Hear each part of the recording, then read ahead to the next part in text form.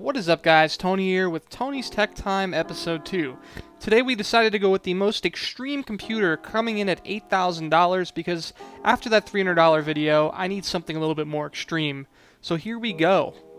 Speaking of extreme, first off here we got the $1,070 Intel i7-3960X, X for extreme, 6-core processor with 12 threads. This is a beast of a processor, 15 megabytes of cache, it's LGA 2011 based on Sandy Bridge, and this is the top of the line as I speak right now. This is a great processor to build around. Next up, since the 3960X did not have a cooling system that is included, we decided to go with the Corsair 100i water cooler. This is an extremely high performance water cooler for a pre-filled system. It's easy to install and has dual radiators, and it comes with 120mm fans. While we're on the topic of cooling, even though the H100i does have fans that come with it, we decided to go with the 120mm Airflow Edition high performance Corsair fans, the SP120s. We're going to get 3 of them, 2 for the radiator, 1 for the case, and we're also going to get 3 140mm Corsair fans, which are just going to be the Airflow Quiet Edition, just to create a better airflow in the case, which we'll get to the case later so you guys can see what I'm talking about. Now that we got the CPU out of the way, let's get to the GPU. $2,320. We have 4 GTX 680 Classified Edition. These are the best NVIDIA cards in my opinion, and this is the best setup for NVIDIA cards. I mean, yeah, you can get 2 690s, but to be blatantly honest, having a dual GPU card isn't exactly the best way to go. So we decided to go with 4 GTX 680s Classified Edition. You can overclock these things pretty damn well, and obviously the motherboard we have will be able to support Quad SLI. Speaking of motherboard, we're going with the Asus Rampage 4 Extreme Edition for $430. This has the X79 LGA 2011 platform, obviously to support the motherboard. It has Quad SLI support on X16 lanes, and it also has 8 240-pin memory slots, which is why we chose this one. The EVGA XL ATX board that supported Quad SLI only had 4 slots, so we needed to go with the Asus Rampage, which brings us to the memory, where we decided to go with the Corsair Dominator Platinum series, running at $1,160. You get 32 gigabytes of high-performance memory for this expensive price. This is the highest performing memory on the market, top of the line for the consumer gamer market, and it comes with fans actually that you mount on top for better cooling. These things do get pretty hot when you overclock them. In fact, you can't even overclock them to the full speed they're capable of.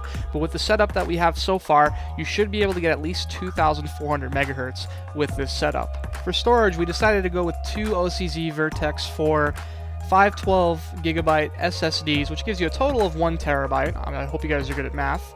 And that's SATA 3 high performance, 560 megabytes per second read, 510 megabyte per second write, extremely fast high performing drives. You can put your operating system on this, you could RAID 0 this, you can record to this, you can do loads of great things with these drives.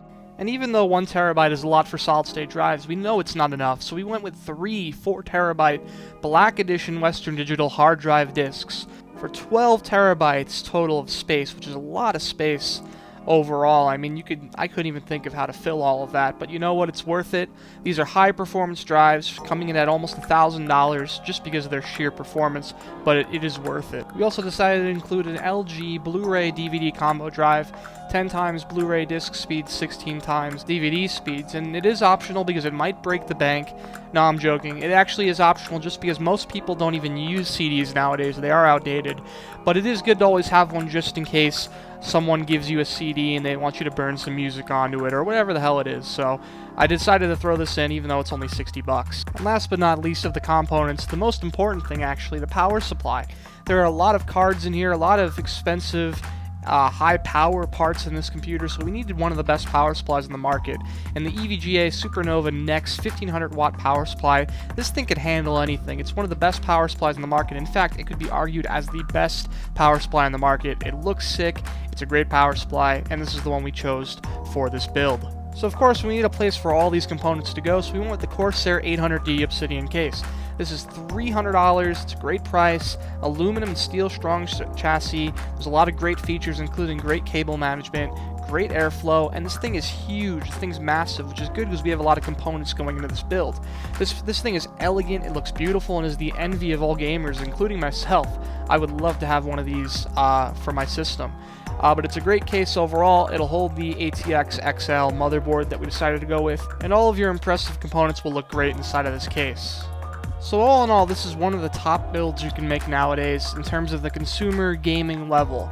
If you're talking about professional level or server level, definitely you will be able to see higher range processors and higher range overall specs.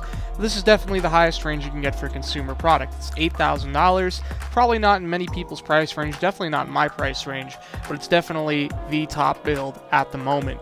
If you guys have any other suggestions for price ranges for your own builds, or you have any questions, comment below and like this video and subscribe if you want to see more videos like this one. That is pretty much it. I am Tony, and I'll see you guys next time.